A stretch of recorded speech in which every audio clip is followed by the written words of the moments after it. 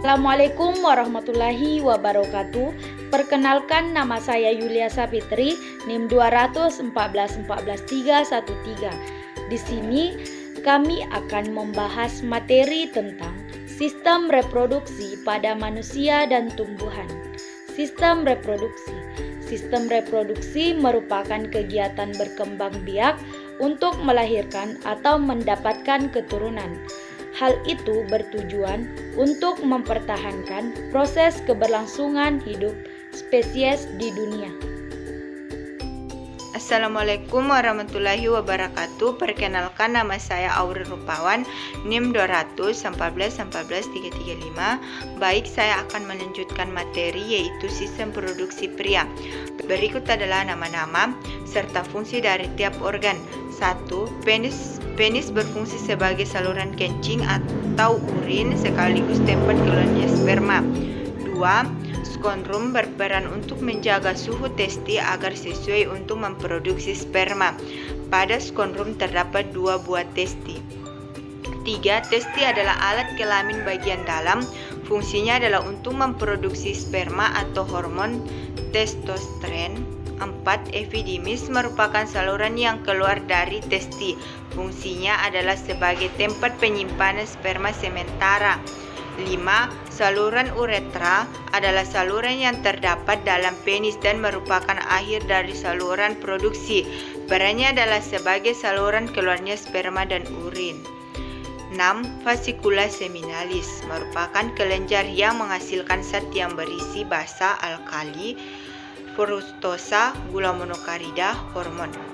7. Kelenjar protestat terletak di bawah kandungan kemi. Fungsinya adalah menghasilkan cairan yang bersifat asam. 8. Kelenjar Chopper menghasilkan lendir atau cairan bersifat basa.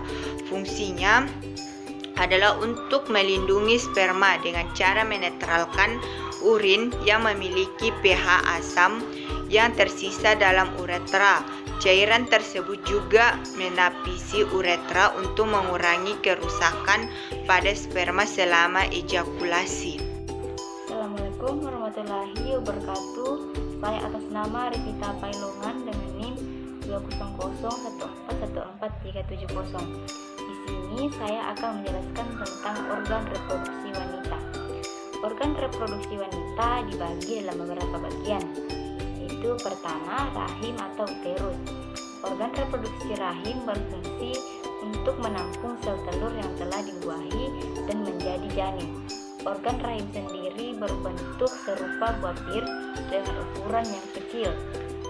Rahim sendiri terletak di antara dubur dan juga kandung kemih. Penghubung antara rahim dan juga vagina disebut dengan leher rahim. Rahim akan menebal saat ovulasi atau masa subur untuk mempersiapkan calon janin. Lapisan endometrium rahim yang telah menebal ini kemudian akan meluruh saat tidak terjadi pembuahan pada rahim. Kondisi luruhnya dinding endometrium ini disebut dengan fase menstruasi. Yang kedua yaitu ovarium.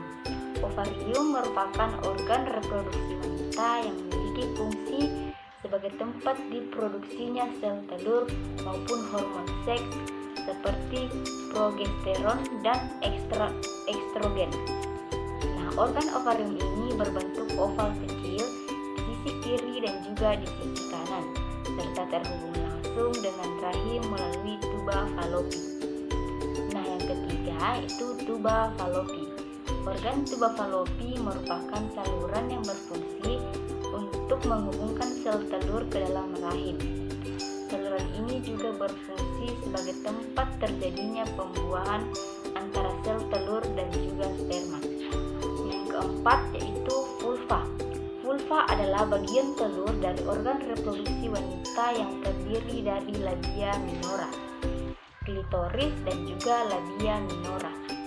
Bagian labia majora ini memiliki kelenjar minyak dan juga keringat, serta akan ditutupi rambut halus saat wanita sudah mengalami pubertas.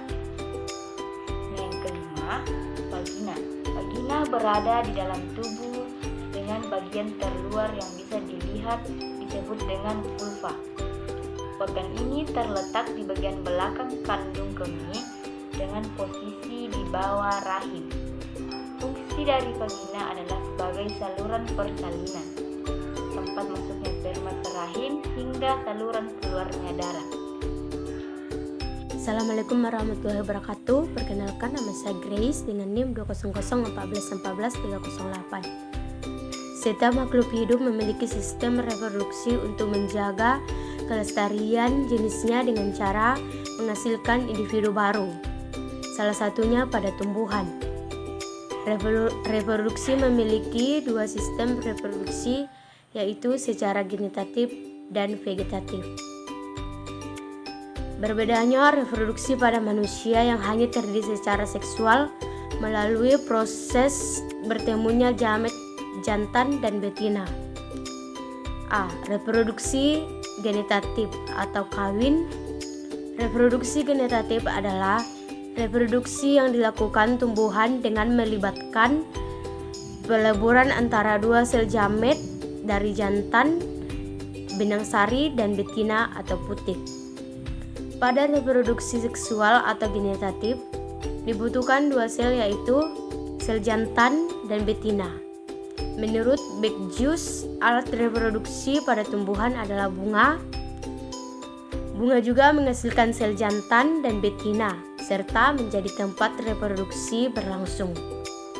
Bunga yang sempurna terdiri dari 4 bagian, yaitu mahkota bunga, kelopak bunga, benang sari, alat reproduksi jantan, dan putik atau alat reproduksi betina. Putik bunga terdiri yaitu stigma, sitilus, dan ovarium. Ovarium merupakan tempat pembentukan benih berlangsung. Putik terdiri dari kepala sari dan filamen. Kepala sari berbentuk seperti kantung yang menyimpan serbuk. Penyerbukan pada bunga menjadi 4 jenis, yaitu berdasarkan asal serbuk sari, yaitu ada 4. 1. Penyerbukan sendiri, autogami. 2. Penyerbukan tetangga, geitonogami. Yang ketiga, penyerbukan silang, allogami, atau seknogami. Yang terakhir yaitu yang keempat, penyerbukan buster, hybridogami. Berdasarkan perantara, yaitu ada 4. 1. Anemogami, perantara angin. 2. Hidrogami, perantara air. Yang ketiga, antrogami, perantara manusia. Yang keempat, zoidiogami, perantara hewan. Perkembangan generatif pada tumbuhan. Konjugasi adalah reproduksi generatif pada tumbuhan yang belum jelas alat kelaminnya. Contohnya Spirogia, ganggang hijau yang koloninya berbentuk benang. Isogami, peleburan dua sel gamet yang memiliki ukuran yang sama besarnya. Contohnya Chlamydomonas, ganggang biru. Anisogami, peleburan dua sel gamet yang memiliki ukuran yang besarnya tidak sama. Contohnya vulva, ganggang yang berbentuk lembaran.